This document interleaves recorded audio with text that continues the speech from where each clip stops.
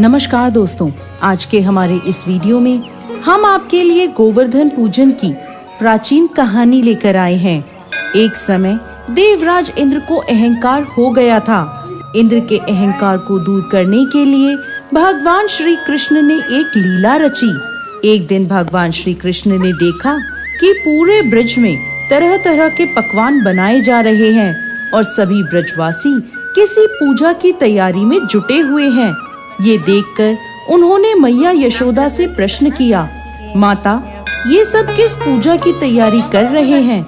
मैया यशोदा बोली, लल्ला, हम देवराज इंद्र की पूजा करने के लिए अन्नकूट की तैयारी कर रहे हैं। यह सुन भगवान श्री कृष्ण आगे पूछते हैं, मैया, हम इंद्र की पूजा क्यों करते हैं? माता यशोदा ने उत्तर दिया, हम इंद्र की पूजा करेंगे तो अच्छी वर्षा होगी। यदि अच्छी वर्षा होगी तो अच्छी पैदावार होगी, जिससे हमारी गैया को अच्छा भोजन मिलेगा।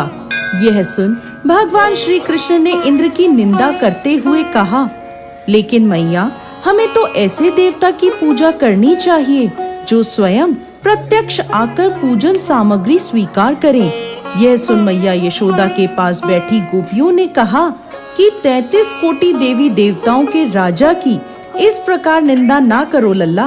यह सुन भगवान श्री कृष्ण कहते हैं, इंद्र में क्या शक्ति है जो वो हमारी रक्षा करेगा?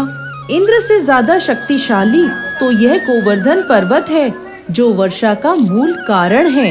हमें गोवर्धन पर्वत की पूजा करनी चाहिए जहाँ हमारी गैया चरती है।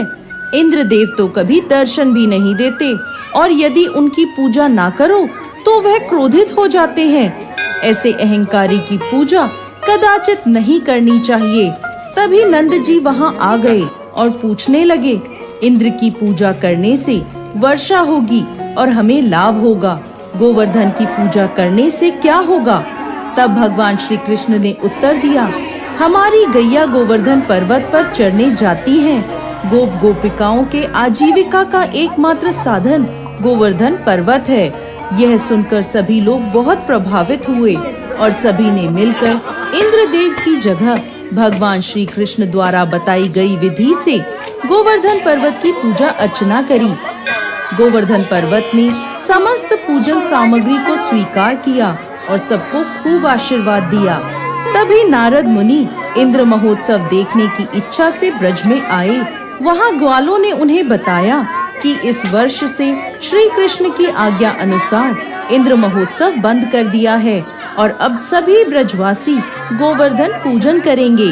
यह सुनते ही नारद मुनि उल्टे पांव इंद्र के दरबार में पहुँचे और बोले, हे देवराज, आप अपने महल में सुख की नींद ले रहे हैं। उधर ब्रज में आपकी पूजा समाप्त करके गोवर्धन पर्वत की पूजा हो रही है। ये सुनते ही देवराज इंद्र को क्रोध आ गया। उन्होंने इसे अपना अपमान समझा और जोरों की वर्षा शुरू कर दी। भयभीत होकर सभी ब्रजवासी भगवान श्री कृष्ण की शरण में गए। तब भगवान श्री कृष्ण ने सभी को गोवर्धन पर्वत की शरण में जाने को कहा। सभी ब्रजवासी अपनी गैया और बछड़ों के साथ गोवर्धन की तराई में पहुँचे।